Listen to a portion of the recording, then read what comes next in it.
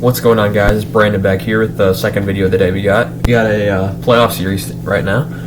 2014 round 3, the second series that broke my heart. Round 3, the series that got away from Chicago, the thing that ended any hope of an official dynasty or three-peat. If the Hawks win this series, they get their official dynasty, they get their three-peat, and they would have won the Stanley Cup 3 years in a row at this point.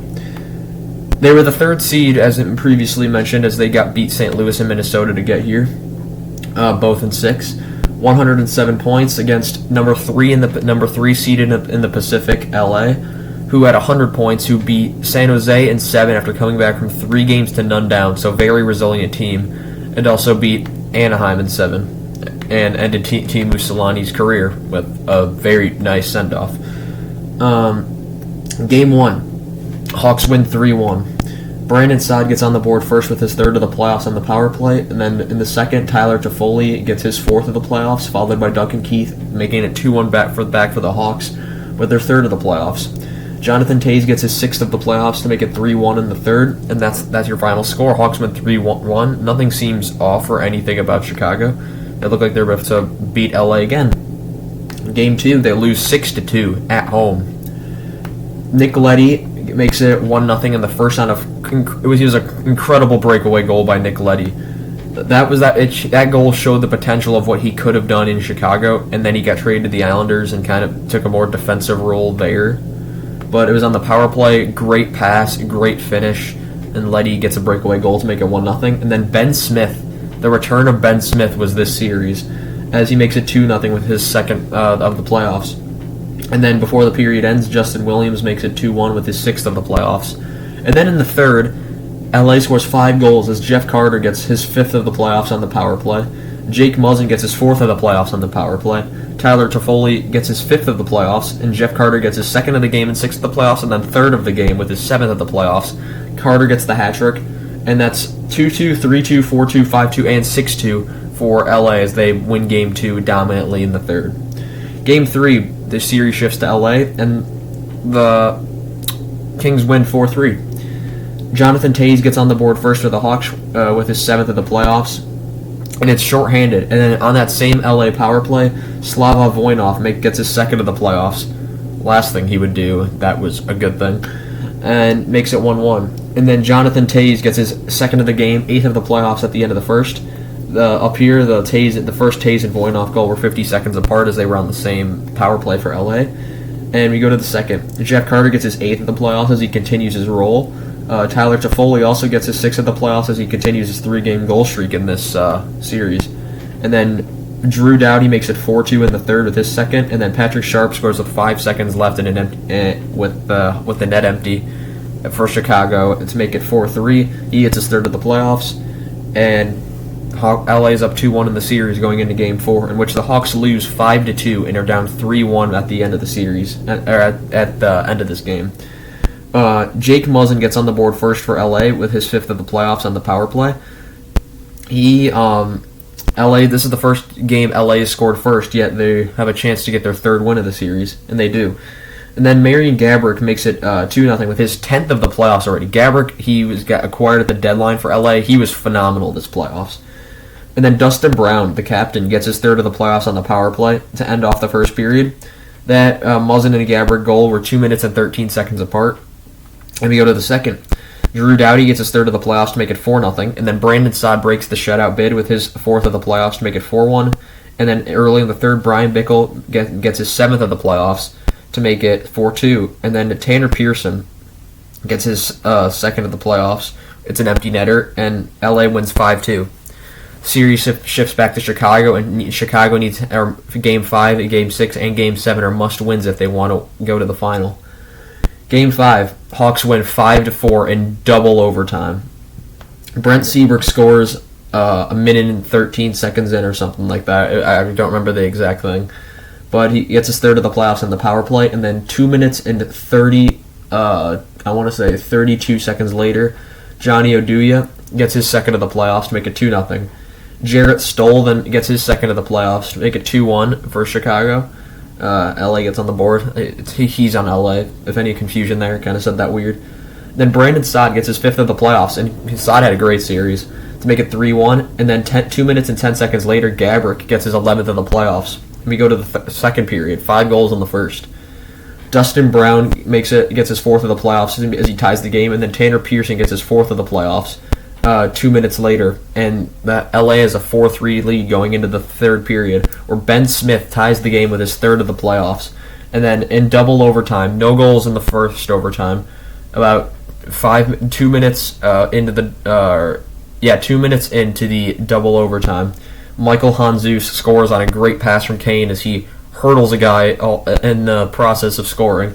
As he's the hero, he gets the 2nd of the playoffs, and Hawks win 5-4 and are now down 3-2 going back to LA. In which Game 6, back in LA, they win 4-3. Dwight King makes it 1-0 with his 2nd of the playoffs, and then in the second period, Patrick Kane gets his 7th of the playoffs on the power play, and a minute and 37 seconds later, it's Ben Smith again to make it 2-1 with his 4th of the playoffs. And then in the third, Drew Doughty makes it 2-2 with his 4th of the playoffs, and then 2 minutes and 6 seconds later, it's Alec Martinez making it 3-2 for LA with his 3rd of the playoffs on the power play. So the Hawks are down 3-2 in the third with limited time remaining.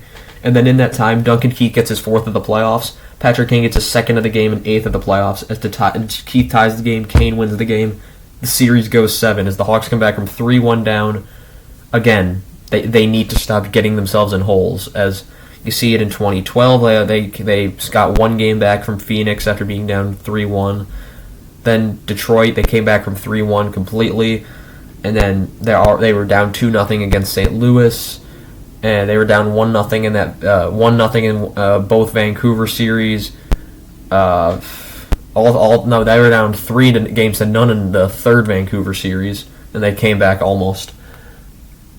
And yeah, so the Hawks they had a few problems with their roster. One was always digging themselves into holes. Either that or dominating the heck out of their opponent. That's kind of how they roll. They either got dominated and then dominated, or just dominated outright. Game 7. I don't know why it says that, because that's not... maybe I just read... Okay, yeah, it says 5-4. Hawks lose in overtime 5-4 in the second game that broke my heart. This one more so than the Vancouver one because I was older and understood what was going on. I was 9 years old, I think. Yeah.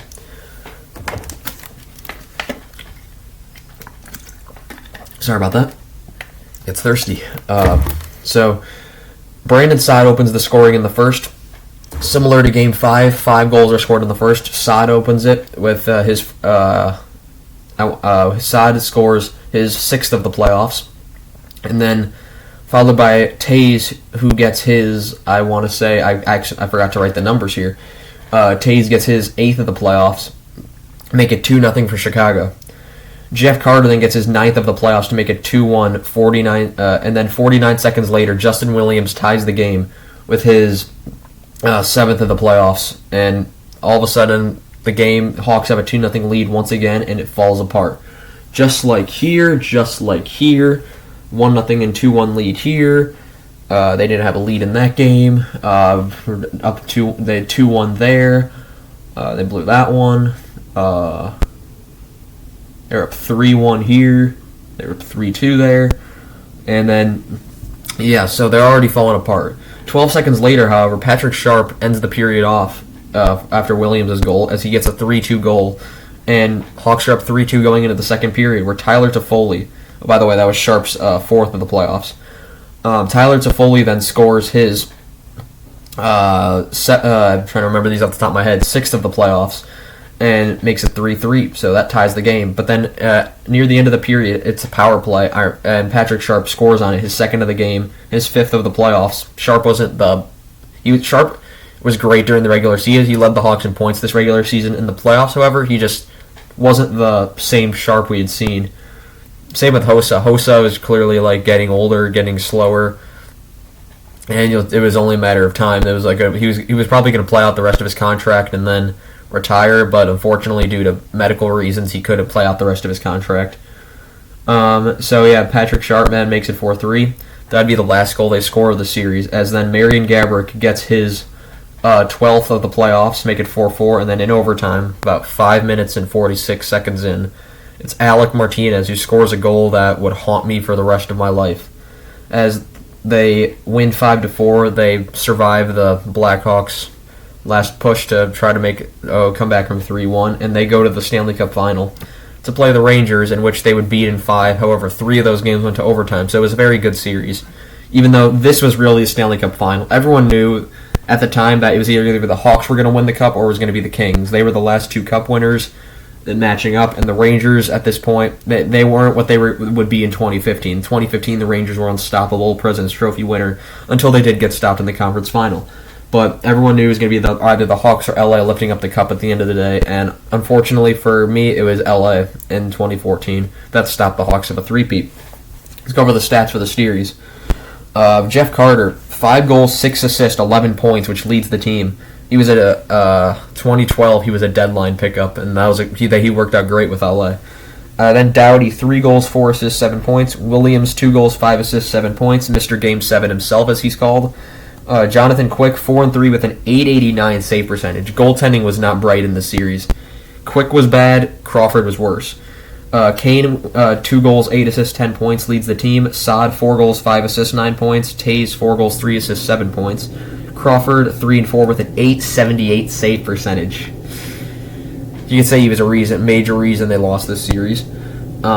Kane, now that we go over the entire playoff stats, I picked the top 5 out since they pretty much picked the top 5 because between the 5th and 6th scores, Hossa and Keith was that barrier. There was a 3-point differential, so I just picked top 5. Kane, 8 goals, 12 assists, 20 points. Taves, 9 goals, 8 assists, 17 points. Saad, 6 goals, 10 assists, 16 points. Seabrook, 3 goals, 12 assists, 15 points. Hossa, 2 goals, 12 assists, 14 points. Crawford, 11-8 with a .912 save percentage. And I was doing the research for this. Quick didn't even get on the top 5 goalies of save percentage that year in the playoffs. He wasn't what he was in 2012 when he won the Conn Smythe. Justin Williams would be the king on this team that would win the Conn Smythe. And if the Hawks made it, I would say it'd be Taves. Taves pretty much willed the team during this series. He was an incredible leader throughout this series. You watch like the LA Kings 2014 Stanley Cup run documentary, it's always Taves is like the bad guy in their eyes. He's motivating their team. He's leading the team, and that's why he was probably the greatest captain in Blackhawks history, and still is. But the one other thing I want to talk about in this was the amount of times they gave up leads. I was going to count it, but I decided why not make this a group activity, even though I'm going to be the only one counting. So 1-0, 1-1, so 1 given up lead. 1-0, 2-0, gave up the lead twice in this game, so that's 3. Taves scores Silva-Winoff, so that's 1 given up lead. Taves scores again. See what I mean by willing his team. So that's another, so that's 5. They never had a lead in that game. 6, 7, 8, 9, 10, 11, 12, 13, 14 leads given up in a series. You can't do that in any circumstance. Whether it's goaltending, whether it's defense. The Hawks this year the Hawks in the playoffs was specifically great in their offensive capabilities with their top 6. Taves, Kane, Sharp, Hossa. And then on defense they had Keith and Seabrook. Seabrook played well this series. Seabrook was better in the playoffs, just like Sharp led the team in the regular season. Sorry about that. What were we talking about? Giving up leads. Yeah, can't do that if you want to win a series. So, and people I'd say had a great series. Taves, Saad, Ben Smith, Hawks legend. And, other than that, it's kind of hard to put out, bring in bright spots. Sharp, Hossa, they weren't even on the top 5 scorers of this.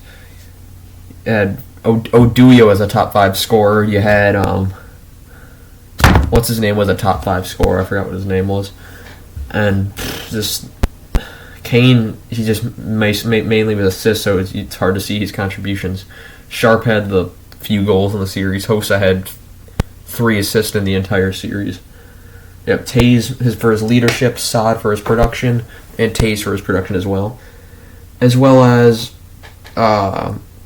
Smith for his key contributions and key goals. Or for example, right there to give them a 2-0 lead, and right here to give them a 2-1 lead. So yeah, that's really all I have for you guys today. That's the 2014 playoffs. 2015 starts tomorrow. BFR tomorrow as well, since they play Calgary at 6 tonight, about 50 minutes exactly from now. So yeah, that's all I have for you guys today, and I'll see you guys next time. Goodbye.